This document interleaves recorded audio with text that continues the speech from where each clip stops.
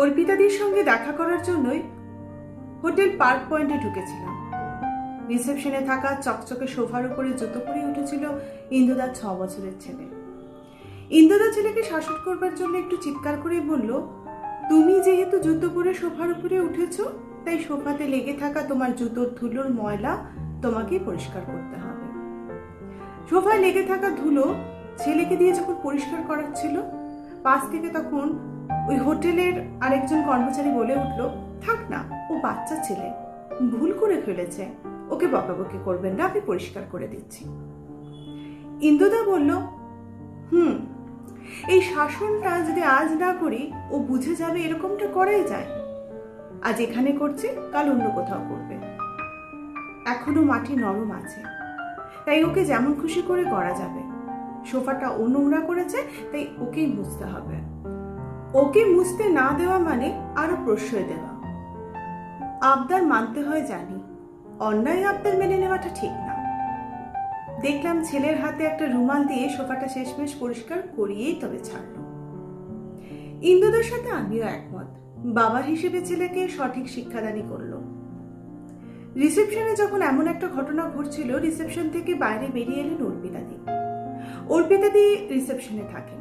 পুরো ঘটনাটা দেখার পর অর্পিতাদি যে কয়েকটা কথা বললেন, সে কথা শুনে আমার মনের মধ্যে গেঁথে গেল।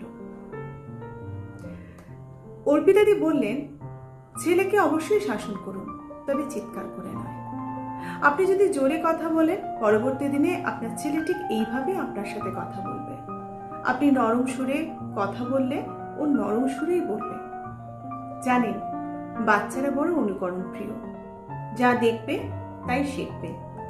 শাসন করা মানে রুড বিহেভ করে শাসন করা নয়, সেটা বাড়িতেই কি আর বাড়ির বাইরেই কি। যতটা ভয় দেখিয়ে করাতে যাবেন, পরবর্তী দিনে ততটাই কাজ দেবে না। ভালোবেসে ওকে বলুন, এমনকি বাচ্চার সামনে আপনারা দুজন দুজনকে ভালোবাসুন।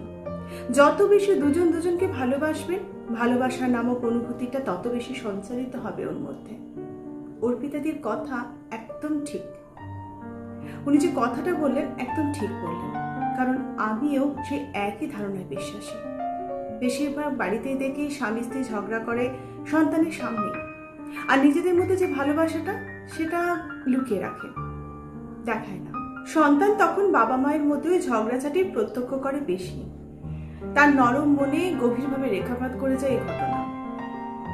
কিন্তু বাবা মাকে কতটা ভালোবাসে আর মা বাবাকে কতটা ভালোবাসে, সেটা তার দৃষ্টির অগোচরেই থেকে যায়।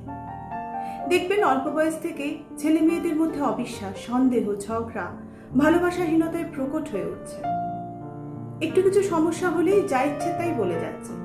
যে কথাটা বললে অপর দিকের মানুষটা সব থেকে বেশি আহত হবে, সেই কথাটাই বলছে। কোনো একটা সম্পর্ক তৈরি করার পর কিছুদিন যেতে না যেতেই সেই সম্পর্ক থেকে বেরিয়েও আসছে। একটা বিচ্ছিন্ন অবিশ্বাস তৈরি হয়ে উঠেছে, বিশ্বাসঘাতক তকমা পড়ে যাচ্ছে। আবার দেখবেন অনেক বাচ্চাই আছে, স্কুলে গিয়ে কেউ ভীষণ চুপচাপ, কেউ আবার কারোর সাথে মিশতেই চায় না, কেউ কথায় কথায় ঝগড়া করছে। কিন্তু কেন কেন বাচ্চারা এমন মানসিকতার শিকার? আসলে বাড়ি এমন একটা পাঠশালা যেখানে আপনার সন্তানের জীবনের প্রথম পাঠটা শুরু হয়, আর বাবা মা হচ্ছে সেই পাঠশালার দুটো বড় বই। সন্তানের জীবন পাঠে বড় ভূমিকা নেয় বাবা আর মা। যতটা ভালো ব্যবহার সন্তানের সামনে করবেন, যতটা ভালোবাসা নিজেদের মধ্যে দেখাবেন, সন্তান ততটাই ভালোবাসা রপ্ত করবে। ভালোবাসার পাঠ যেমন সে তার নিজের জীবনে নেবে, আগামী দিনে সে তার নিজের জীবনসঙ্গীকেও ততটাই ভালোবাসাতেই ভরাবে। ভালোবাসার প্রকাশগুলো স্বামী স্ত্রীর উচিত যতটা পারা যায় প্রকাশ্যে দেখানো। সন্তান ভালোবাসার পাঠ শিখবে বাবা মা থেকে, সিরিয়াল বা সিনেমা দেখে নয়। সন্তানের সামনেই নিজেদের ভালোবাসা দেখানো উচিত। তাই ঝগড়াঝাটি করুন, ঝামেলা করুন, যাই করুন সেটা লুকিয়ে করুন, ভালোবাসাটা দেখাবেন প্রকাশ্যে। কলমে সরজিৎ ঘোষ।